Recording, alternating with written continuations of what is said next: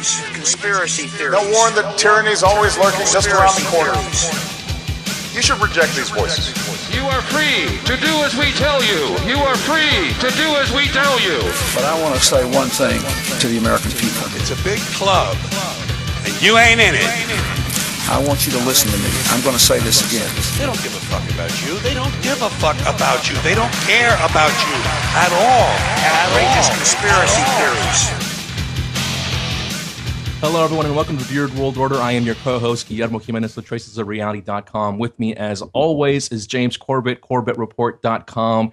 And on this episode, we're doing a little something different. We've got a special guest with us. Mr. Dan Dix of Press for Truth is here. Dan, welcome to the Weird World Order. How you doing, man? Very well. Thank you for having me on. It's great to be in the company of such wonderful beards. Well, thanks for being here, man. James, how you doing, man? I'm doing all right, and I'm glad that we were able to get someone in who does meet the requirement for beards. But I must say, Dan, I think your beard has been more impressive in the past. It seems like you're really shaving it tight these days. There was a time when it was a little more enchanted than it is now, so I've cut back on that slightly, but it still holds power, trust me. I don't doubt it. I think we were all quite fond of the enchanted Dan look, but this works. This is good. Good. All right, I guess we'll get right into today's topic, and sort of in keeping with the theme, the general theme of this show thus far. In our first episode, we talked about uncorking conspiracy and all that entails. And in our second episode, we covered the idea of meta conspiracies and conspiracies within conspiracies and all that fun stuff. And on this episode, we're going to talk about what could perhaps be considered the mother of all conspiracies, Bilderberg and secret societies. And so I'd like to say here at the outset that while I personally find these issues extremely fascinating, I am by no means an expert on them. So when it comes to things like perhaps the origins or the influence of these individual secret societies throughout history, I might defer to you guys on that stuff. But to get started, actually on that note, I wanted to ask you guys, kind of throw this out there to both of you and see how you want to go about this. Should we start with sort of a general introduction to what we're discussing here with Bilderberg specifically, or should we just jump right into the advanced course for our audience here? I think we've got some advanced listeners, and if they want more on Bilderberg, maybe they could look at my Bilderberg, Why We Must Oppose Bilderberg podcast from this year, where I went into some depth about the origins of the group. But I think probably everyone out there is at least vaguely familiar with that. Yeah, they have an idea of what we're talking about. Excellent. Okay, so let's start this way then. So let's start with recent history. Just this past year, Bilderberg 2014, Copenhagen, Denmark. Dan, you've been covering this stuff actually for a couple of years now in person. So I wanted to get a sense from you, first of all, what took place this past year, maybe perhaps some key figures that were in attendance, your experience, of course, along with Luke Rudkowski and all of that happened with security and whatnot. And then perhaps we can maybe go backtrack a little bit. I'm actually curious to hear from you specifically about what your experience has been like in the last few years and how you think Bilderberg itself may have evolved, perhaps, with the times, let's say, or perhaps its perception has evolved. So your thoughts on that, man? Sure. Well, I think both sides of the Bilderberg group conferences has evolved. The meetings themselves and the protests that take place at these meetings. The first time I ever went there was in 2006, and it's a completely different world than it is now. Last year in London, there were thousands of people showing up. This year, it wasn't quite thousands, but there were still hundreds of people, but a huge, huge difference from back when I began attending in 2006. So that just goes to show the effect that we're starting to have, and that people are beginning to pay attention to this organization, and more people are starting to show up to these things. Now, as you said, on the other side of this, Bilderberg in recent years have even been forced to have to publish some of their information by putting it on a website. In fact, at this year's conference in Copenhagen, Denmark, I had a rare opportunity to confront the chairman of Goldman Sachs, Peter Sutherland. And when I asked him about the agendas that are being discussed there, he says, "Well, they're all published, my boy. They're all out there." And so that's an interesting video, actually. Myself and Luke Rudkowski, if you guys want to check it out, it's I think we called it Chairman of Goldman Sachs Confronted at Bilderberg in Copenhagen or something. But we get into it in depth with him as well, and they kind of cowered and ran away from that one. And let me recommend that video as well. It is actually quite entertaining, but also, I mean, informative to watch the way that they attempt to try to engage with what you're saying, but really more as deflection. Although it was the person who was with Peter Sutherland, I can't remember who that was, who really attempted to engage you more in that conversation. But again, it was interesting to see the way they kind of dismissed what you were saying, because again, it's all open, it's all on the website now. Right. Yeah, exactly. The young gentleman there was from Ireland. I can't remember his name off the top of my head, but it was his first time ever attending. And I wanted to take the opportunity, because we'll get into this in this show, but I wanted to get into him with this fact that I happen to think that there's somewhat of an inner circle within the inner circle. You still have to get invited to these things. Not everybody who attends Bilderberg is necessarily aware of some sort of nefarious agenda or trying to set up this New World Order. So I kind of warned the young guy and said, just be careful, because the people who invited you here may be trying to scope you out and try to feel you out, see if you're going to be willing to play along or not.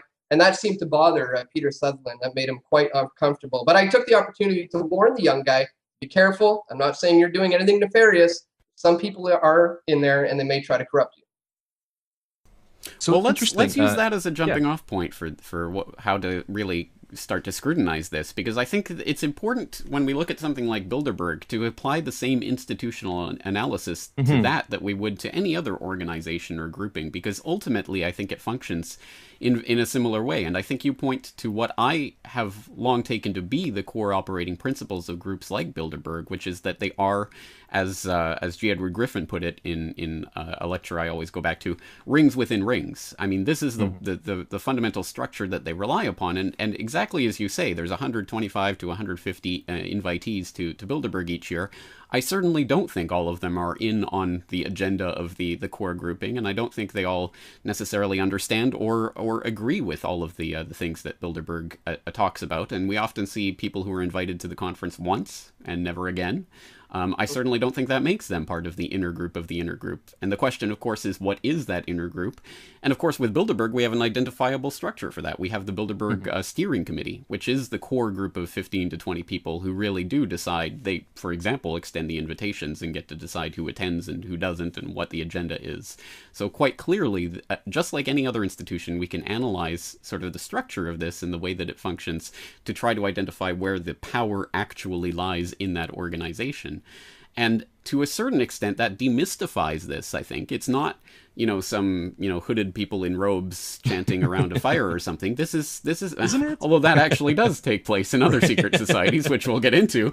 But in this case, I mean, it really just functions like any sort of, I guess you could look at it as like a mafia type meeting where you might have I'll go back to Dick Tracy because that was a formative movie from my childhood, where you get the mobsters come together at the table and they don't like each other necessarily. They have different sections of the geography carved out for their own turf, but they'll come together for the table to talk about how to divvy up that cartography and what have you. And I think that's one way of at least trying to look at what's going on at Bilderberg. And perhaps that gives us ways of looking at how to actually effectively counteract what they're doing. Because again, I don't think it necessarily serves our interest to point to someone who's been invited once and to say, you're the evil New World Order. Perhaps there is an actual opportunity for education of people who are potentially on the fringes of these groups, or for the public at large, that what we're saying is not necessarily that this is just a monolithic organization that itself is inherently evil, but that there are certain people at the core of this group who clearly do have an agenda. Interesting. That's an interesting way to look at it. Yeah, the competing agendas within the group, but generally the overall agenda is maintained. As long as we have more for ourselves and less for everybody else, we're happy as long as we can divvy it up for ourselves. We'll debate about, how much you get and how much I get, but as long as, we're in this together, so to speak, I suppose that's the way it generally flows. I wanted to just kind of jump on that a little bit and then throw this to Dan, but that's kind of what I was trying to hit at. And that's what really is interesting me now about this more and more, the demystification of the group.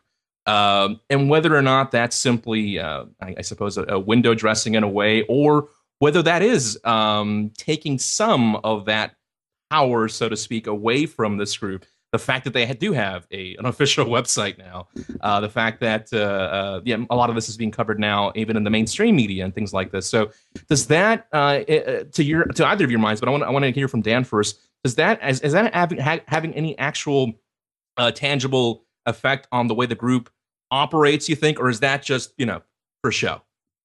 Yeah, I think so. I think the days of when things being discussed around that table.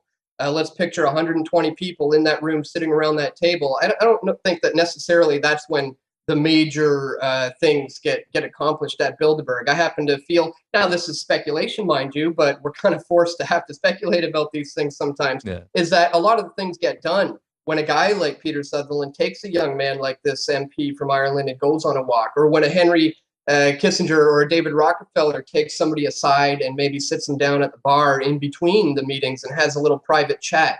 That's where we can. That's where the real power lies. And there's examples where we can see this in the Canadian connection to Bilderberg. At the meeting in 1996, there was Jean Chrétien, Alan Gottlieb, Paul Martin, and this is just a small example that all of these guys had something to do with signing various trade deals. For example, Chrétien with the NAFTA, Paul Martin with the SPP, Alan Gottlieb with all of them, the North American Free Trade Leaders Summit. Now, do these guys know that they're being involved in the setup of a future North American Union? Not necessarily, but they're all playing their roles and playing their parts. Maybe they do know, maybe they don't, but they may not understand even themselves how the dots are actually connected, but it's the inner core, it's the inner steering committee who know the true agenda, I believe. Well, okay, and so I think what we're identifying here is the way that the power operates in groups like these, and I think it sounds like we have a consensus on that it probably does function more as a result of a small group within the group who have that sort of power and the ability to function by basically compartmentalizing the rest of the group. And I think, yeah, I agree exactly with what you said, Dan. I mean, someone like a Chrétien or a Martin is a useful political puppet to have in a position of power to sign the treaties that need to be signed, and they may agree with what is professed to them as an ideology. Well, we need, more cooperation because of this, that, and the other. They don't necessarily know where this is going in the end, in the way that someone like a Rockefeller, for example, explicitly wrote about in his biography. If that is globalist, then I am a globalist and proud of it, or whatever he said. So, yeah, exactly in that way. But I think then what we perhaps should be looking at is the way that this compartmentalization idea developed from the idea of intelligence agencies.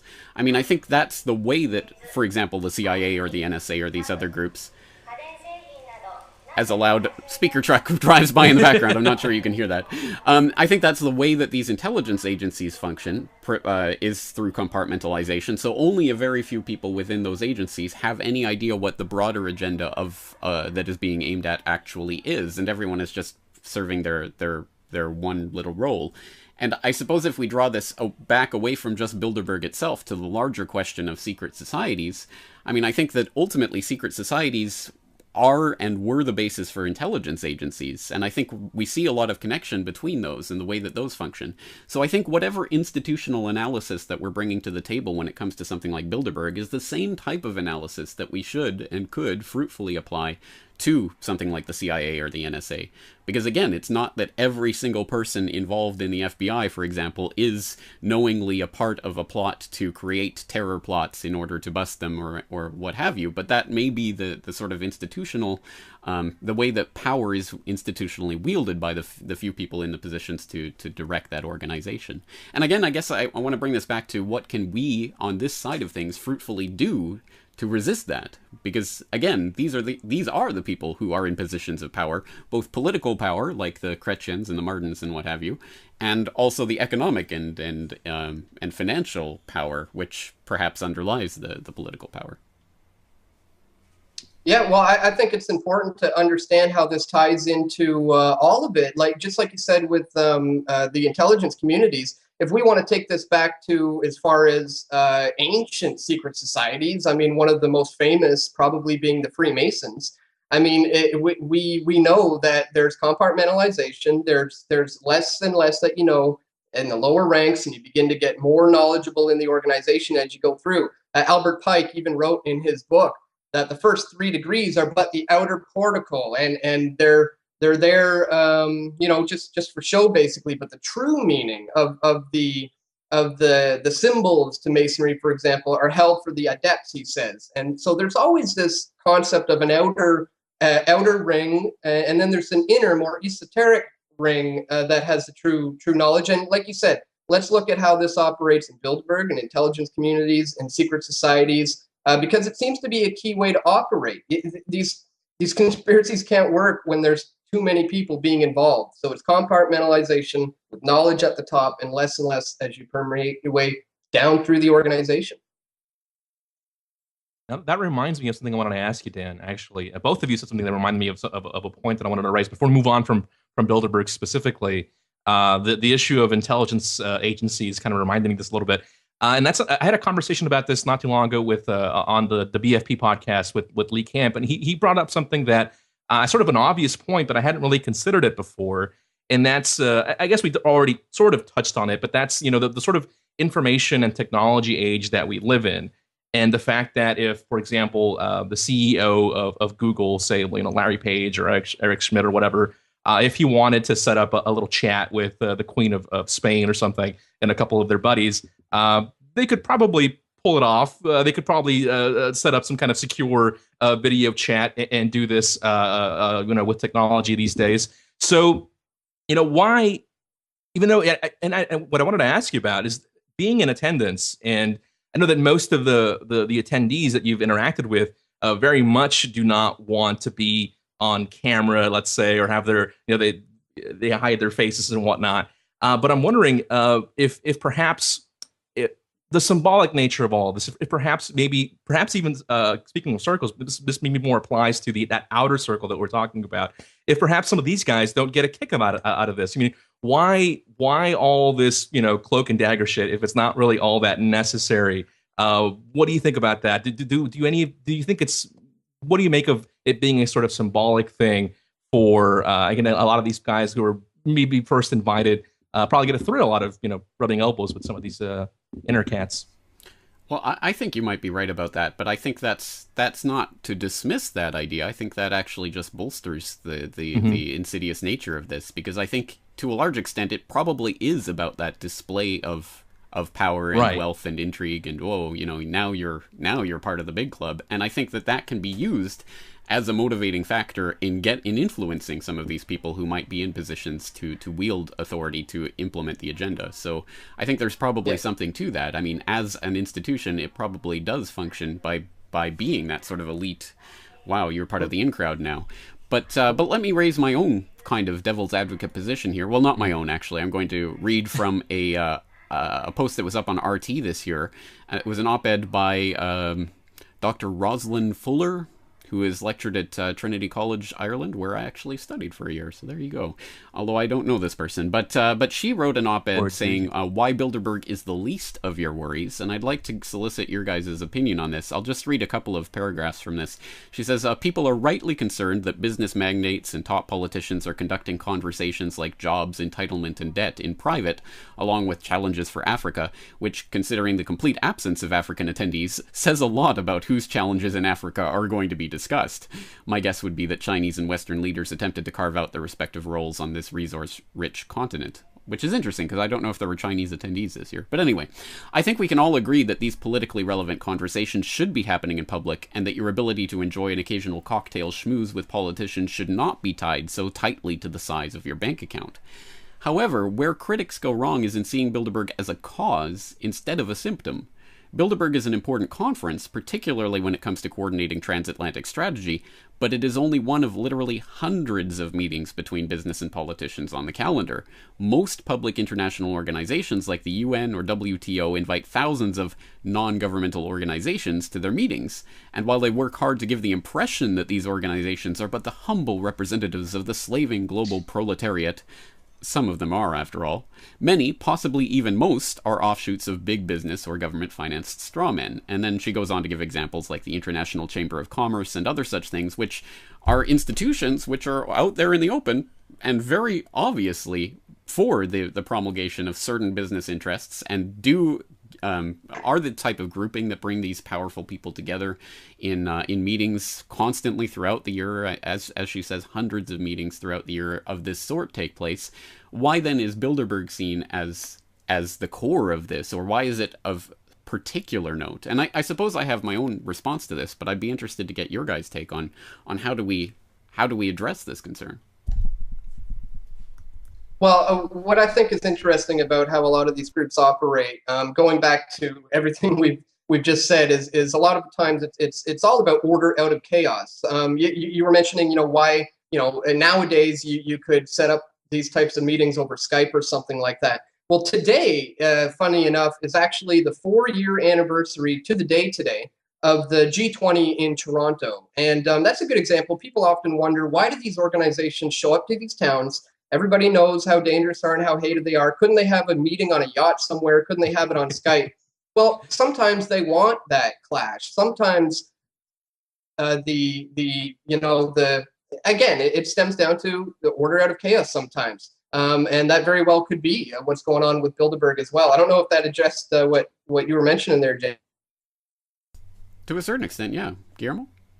No, yeah, that's actually, that was the question that I had. It's sort of similar to what, I think we lost Dan for a second, maybe not. I think I lost both of you, actually. I'm here. Oh, okay. Well, you were perfectly still. So Sorry. Dan also is just being perfectly still. No, he definitely did drop. Yeah, it was going to happen. It was going to happen. This is why they meet in person, because they don't want to deal with shit like this. That's just why. No, but no, yeah, no. I think Dan answered the question that I had, basically, that as to why perhaps these guys decide to meet in person, because they have to expect this, right? They have to expect that natural curiosity that stems from all the secrecy. They have to expect that now, in again, this information age, that people are going to organize, people are going to show up, people are going to have their cameras and do all these things. They have to know all this. They're not stupid, of course. And so, yeah, that you do have to wonder, then why? Why do you go through it? And to my mind, it does seem like it's, again, we're speculating, but I guess if I wanted to psychologize these people a little bit, I would say that they must enjoy it to some extent. It must be symbolic in some way to hold that much power, I suppose, to be able to just 100 of these guys meet in one place and all eyes on them for a short time. That must mean something to them on some level. As far as your question, James, about I don't know who this was again, the person you were reading from, but I guess there's something to that. I guess I have the same sort of question as far as what makes this event more special or unique than any other congregation of the world's elite. Is it all the secrecy? Is it because it's been kept for so long out of the public eye, and only recently have we learned more and more about it? Is that what has made it special? Is the inherent secrecy is what made it so special, or is it unique in and of itself? And I guess I want to throw that to either of you to get that to sort of answer. Yeah, I am not sure. I guess it's possibly a bit of both. Really, I don't know, James. Well, I suppose my response would be to agree with what the Dr. Fuller is writing in this op-ed. I do think that Bilderberg is not the cause so much as the symptom of a larger phenomenon that does take place throughout the year. So in that respect, I don't think it's any more deserving or less deserving of any other particular grouping of being exposed and subject to the same type of scrutiny. However, I mean, one thing you could say is that Bilderberg probably is slightly more elite than a lot of these other conferences that take place, just in terms of the firepower of the people that they're able to bring together. There aren't a lot of conferences that are of that caliber, and the extent of the secrecy that goes on surrounding this does. I mean, again, in this day and age, as we say, in the information age, it is, I suppose, different now that it's sort of slightly been let out of the bag, and there is at least there was a fair bit of media coverage last year in England, and it was talked about on national TV, so it's not exactly functioning in the same way that it did 10, 20, 30, 40, 50 years ago, when it was truly, completely, 100% off the radar of almost every single person on the earth who wasn't an attendee. I think it did function in a certain way back in that era, and it's functioning in a different way in this era. But so I think that the secrecy aspect to it is part of what makes it interesting from the perspective of people who are looking for something to cover.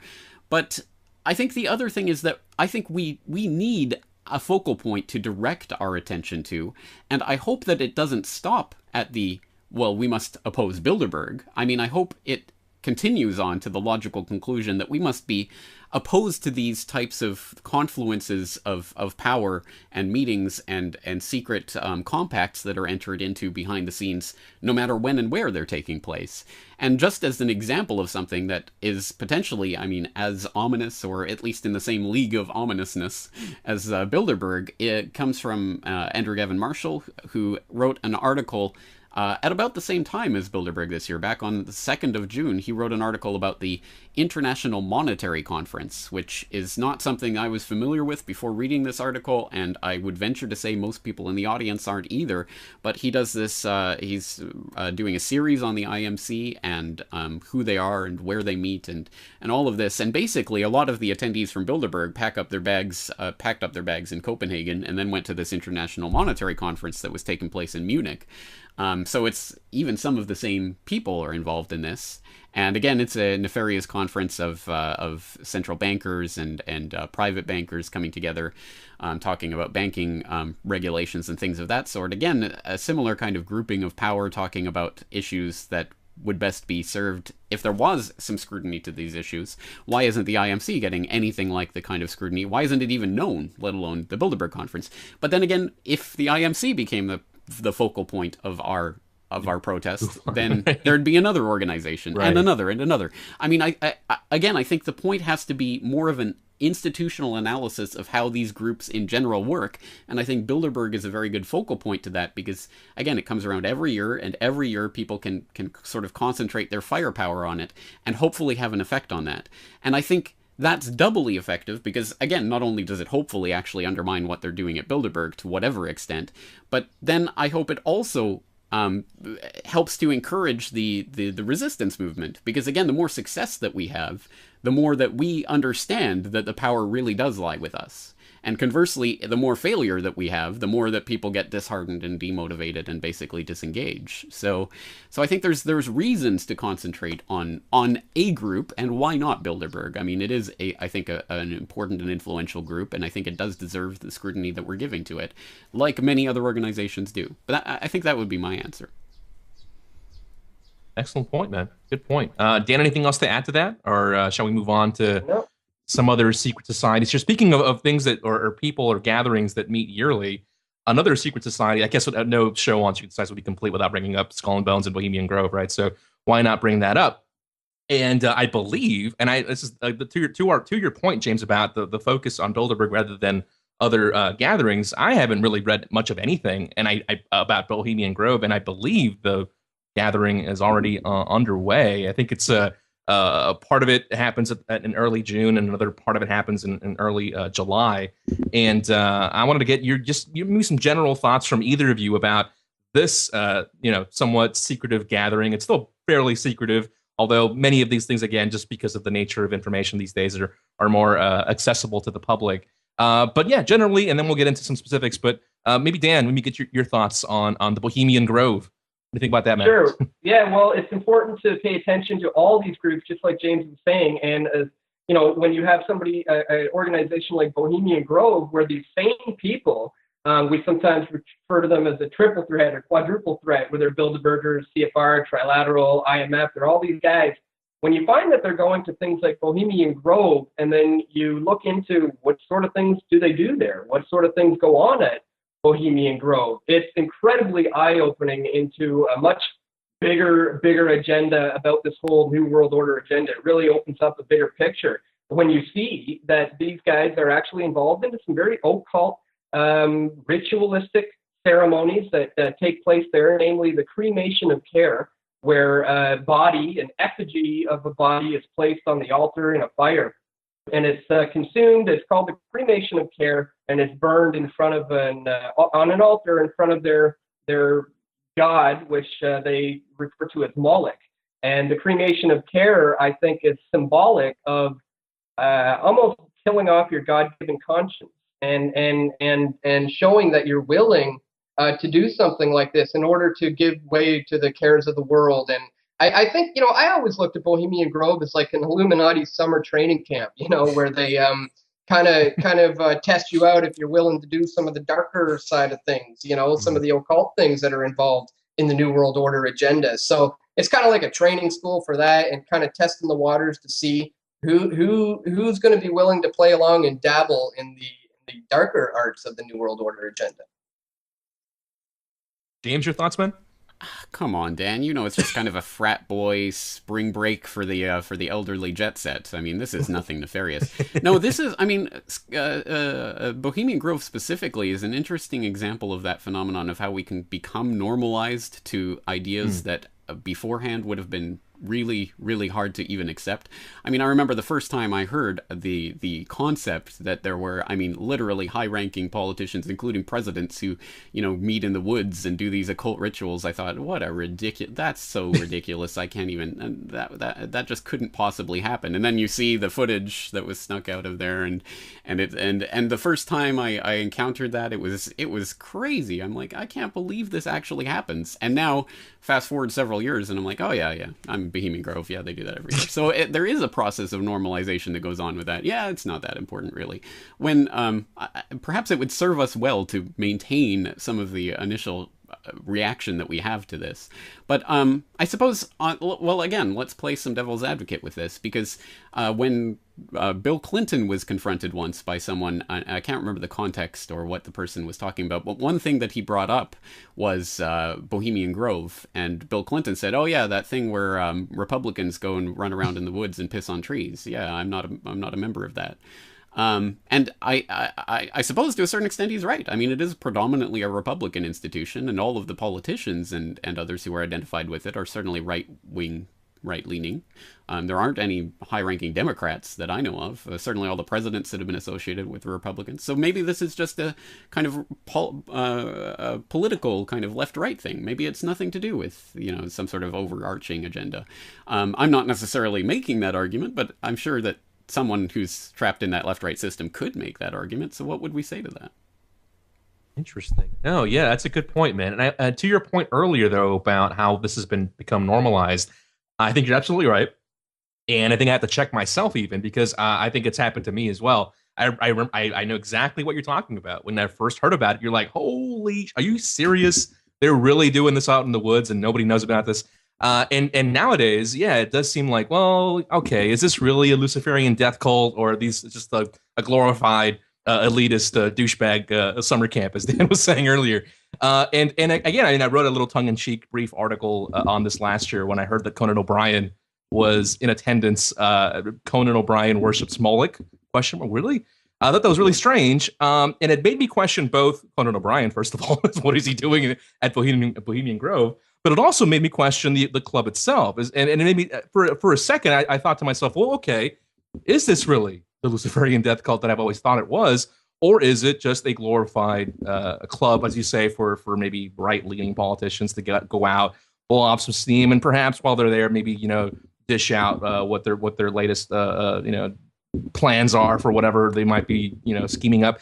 But yeah, I think both of you made a good point about this, and I have to check myself, because it was really, really creepy the first time I heard about this. The cremation of care, of course, though, as you mentioned earlier, James, the black cloaks, all of that is present there, and it is something that I guess we should not just brush off as something innocent. So, Dan, your thoughts on that, man?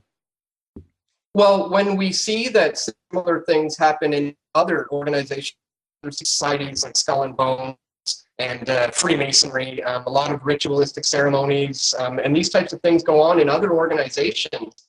I think it's safe to say that it's not necessarily all just simply political here, or just a bunch of frat boys getting together having fun. When we're seeing this all across the board, I think it's evident that there's a bigger picture at play here, and that it's not necessarily completely all about money and power, although that's a large part to do with it. But a lot of these guys who are running the show, they have all the money. They print, they make the money. They have all the power. I think this agenda sometimes goes beyond money and power.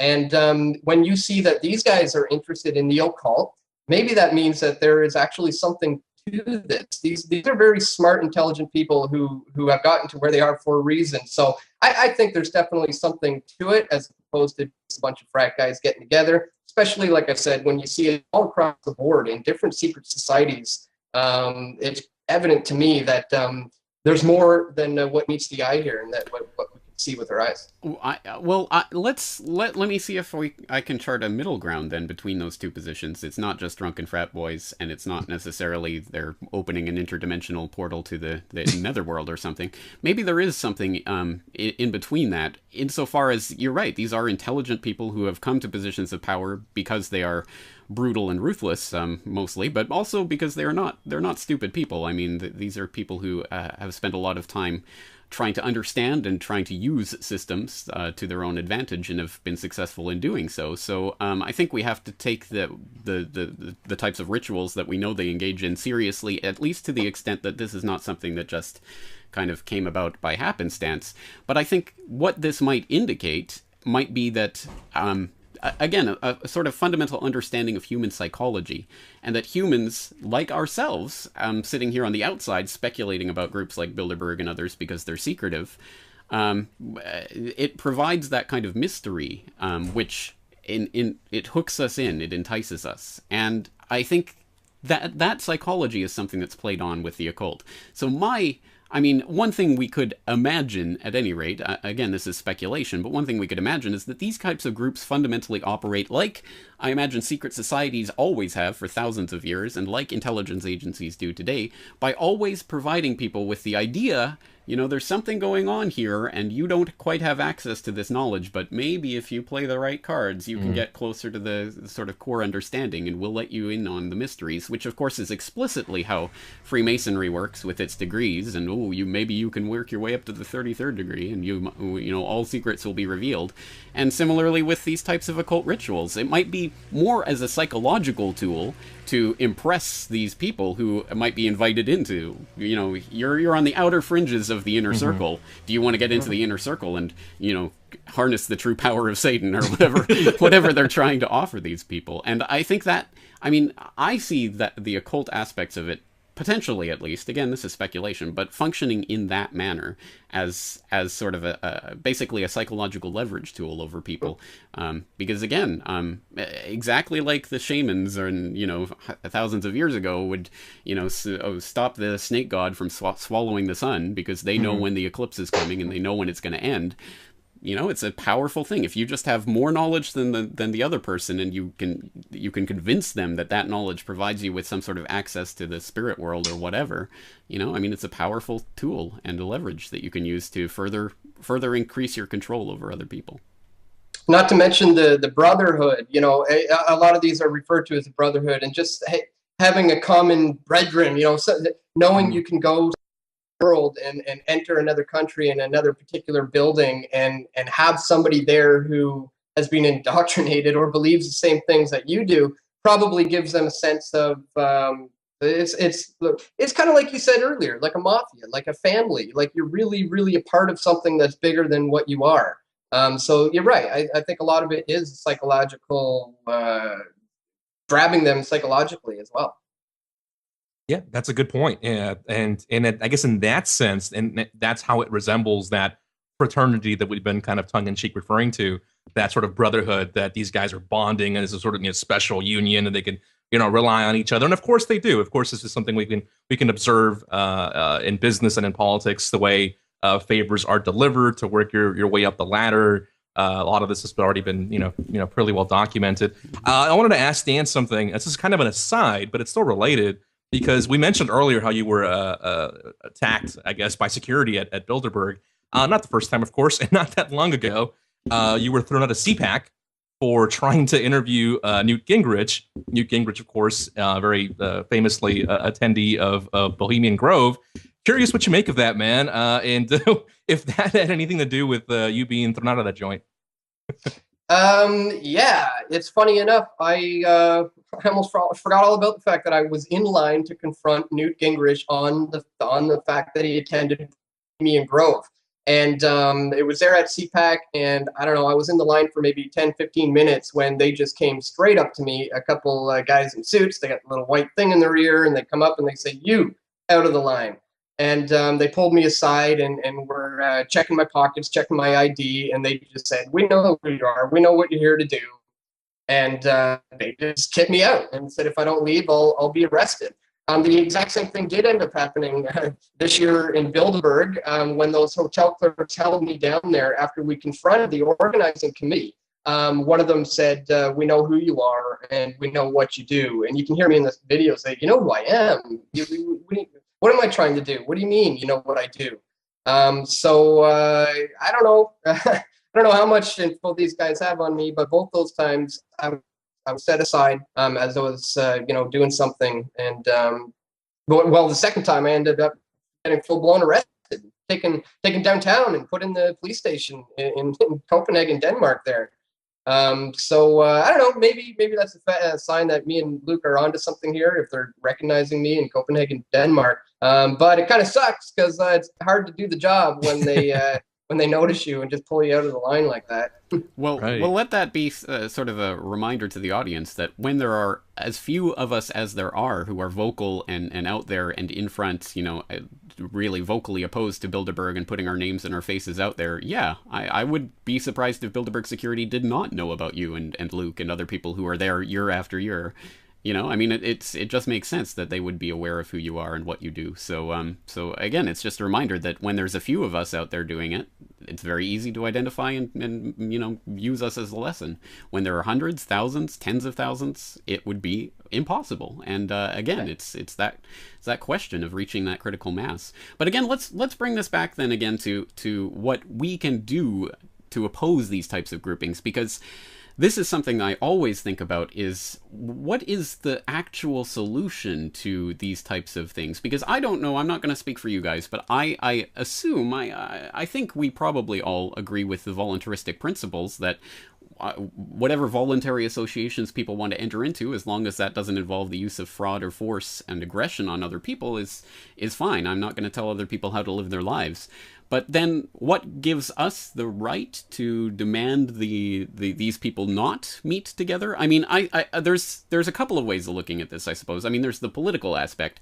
We may not agree with the political groupings that exist or politics as it exists, but it exists. And as these people are elected representatives, then yes, I think the public certainly does have a right to say who and when and how they should be meeting and conspiring with people in positions of power. But going beyond that, I mean, when we look at something like a Skull and Bones or even a Bohemian Grove, I mean, these are organizations where it's just people who are coming together to relate to each other. So what would we do to stop that from happening?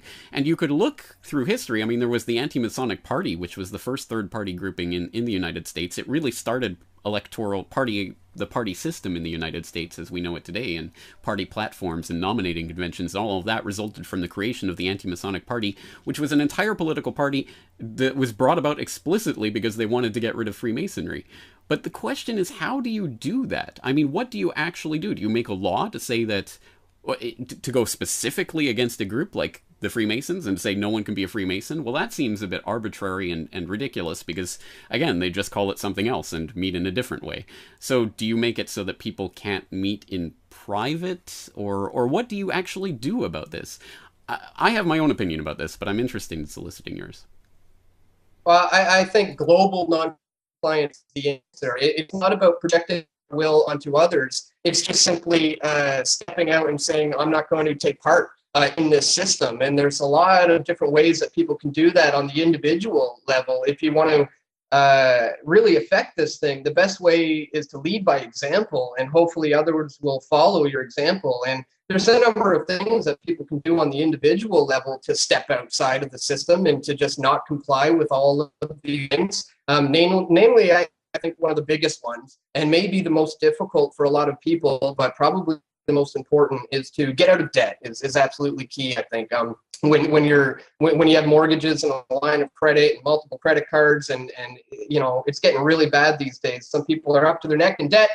The elite have their hands around your neck and they can squeeze at any time. So I think focusing on how you can individually step out of these systems, homeschool your kids, don't own any debt. There's things you can do on the individual basis. And I would just say that that's what it comes down to, leading by example, not telling somebody else what they can or can't do, but simply saying, I choose not to take part in any of this. Hopefully others will follow my example. Yeah, good point, man. And I agree with Dan on this as far as what we can do individually and collectively as a response to these things. And I think just to go back to what we were talking about earlier, it's a really good example of how it's having an effect. The fact that you were accosted a couple of times now because they said to you directly, we know who you are, we know what you're doing. It's an example of what you, James, to your example too, about how the part of the power is that secrecy. It's part of that shaman-like, as you were saying earlier, that power that they wield comes from that. So when that is removed, part of that power is removed with it. And so, and I know I was saying earlier that some of these guys must get off a little bit on hiding from the camera and whatnot. But I think generally, I think it is true that by removing that power, by shining the spotlight, by putting a camera in their face, that is in itself having a tangible, observable effect. Also, as far as your point, James, earlier about the need for some sort of law potentially, and I don't know the specifics of it, so I can't speak about the details, but I think there is a law on the U.S. books anyway, the Logan Act, right, of course, about meeting, I don't know if it's in secret or what, but meeting with other world leaders and whatnot. But what you raised, James, opens up a can of worms for me, because this might take us a whole nother hour to discuss, but as you were talking, I was thinking about this, and it's really interesting because you were saying that well, I think it's true that part of the reason why people are so upset that these things happen, that these secret societies exist, that meetings like Bilderberg occur, is because that a lot of the people there are elected representatives of the people. And so because of that, in the sort of system that we currently have, we need to hold these people accountable because they're acting in our name, right? Now, hypothetically, if we were in a stateless society, right, and these people are no longer elected representatives, these secret societies obviously do not go away. They persist, and to some degree or another, they're going to continue meeting in these ways. So then, in that sense, what leverage does the public then have to demand accountability for these people? Or, as you say, should they just be left alone to their own devices? After all, they're organizing voluntarily and meeting, even if it's in secret. What right would we then have to tell them to do, or what to do, or what not to do? So I wanted to throw that back to you because I'm actually curious about this. What do you think about that? Actually, I think what Dan said perfectly answers what you're saying, because in the free society, in a stateless society, it would precisely be our individual choice to for example, buy from company X, or to contract with bank Y to make a deposit, or what have you. It would be completely our choice. There would be no state telling us, for example, that there's a legal tender law saying that you must have this type of piece of paper in order to pay your taxes and be a legal human being. So that we would have complete choice over what we do. And so, yes, I mean, certainly politicians or not politicians, sorry, businessmen and financiers and whatever else, people in positions of influence and wealth could meet together, and presumably would meet together even in a stateless society, but we would have complete control over whether or not we want to interact with them. I suppose the operative part of that would be secrecy, because again, if these people are doing this in secret in a way that no one even knows about it, then that's, I suppose, a type of fraud being perpetrated on a public that would presumably need to know about what's being done by these corporations in order to decide whether or not you want to contract with them. But again, ultimately, so I think really my response would be the combination of what you two guys talked about. So first of all, I think exactly right. It is about what we can actually do about this, and that really is in terms of what we can do to get off of the system that they use to wield their power over us, which is exactly, it's debt, it's control of education, it's all of these things that they do have control over that we can actually make an active choice to comply with or to find ways around. And then also, yes, if they function by secrecy, if secrecy is so important and vital to what they're doing, then clearly the exposure of what they're doing is in itself an answer to what they're doing. And that's, I understand that's not satisfying to people. They want some sort of more overarching response to this, but I think the exposure itself, it really does undermine their ability to implement their agenda, because it's an agenda that only functions, again, by keeping information from people. If you have more information than other people, you can always use that as a leverage. So if you create an international grouping like the European Union with a single central bank, even though you have, 28 different states or however many are in the Eurozone, with different economies, and you try to set a single monetary policy, and that is doomed to failure, but you can use that failure that is going to come about as a result of that grouping to argue for even more power. Well, that means we must make it into a single governmental body. We must give more power to the ECB and make the EU into a real government. If that is indeed your end goal, then all you have to do is dish it out bit by bit by bit. Oh no, it's not a European Union. We're just entering into some trade negotiations. And okay, it is a European Union, but that's all. I mean, it's just a way to talk about things between states. Okay, no, actually it's a European Central Bank, and yes, we're going to have a single currency, but that's it. I mean, you keep your individual governments. And now, oh well, no, you don't need your individual governments. I mean, if you just lead people through the agenda. So again, exposure of the agenda at the beginning is important, because exactly like with the Bohemian Grove example, if you tell people, these politicians are meeting in the woods and doing these rituals and things, people are like, what? You're crazy. But if you just reveal it to them bit by bit by bit, and then they get used to it, that's the way that this functions. So exposure of secrets is absolutely vital to this. And again, what we can actually do to get ourselves off of their pressure points, which is usually around the financial system and the education system and other things that, again, we can choose to whether or not we want to buy from their corporations or whether we're going to find ways around that. The only point that we really don't have any leverage over at this point is the monetary system, which again, I mean, we can choose not to abide by their rules, but that will get us locked in a cage. So, I mean, I think that's really one of the fundamental points that we have to concentrate our firepower on, because it is truly a point at which they have a stranglehold over us. Indeed, yeah. Indeed. Yep. No, and excellent points all around, guys. And I think also, James, just to your point quickly, but I think not only is it not psychologically satisfying to not have an overarching answer for all this, but also to suggest that people should take individual responsibility for their actions and not take on debt, as Dan suggested, and things like that. That's not what they want to hear. What are you going to do for me? I don't want to. That sounds like a lot of work. I don't know about all that. But and just to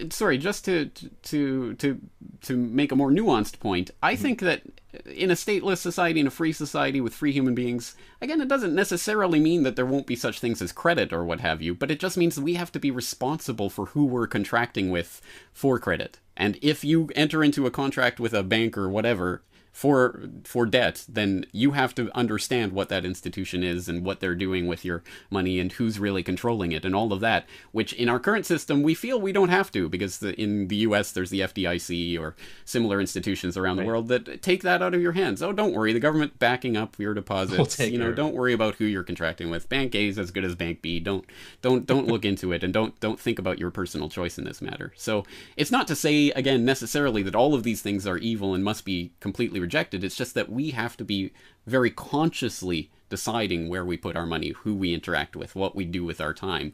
And the fact that they're trying to take that choice, not take the choice away from us, but try to make that choice meaningless, I think, again, shows that is something that we need to be concentrating on. Exactly. Like a true free market. These guys would have been weeded out, long ago if we truly had a free market. Exactly. Yeah.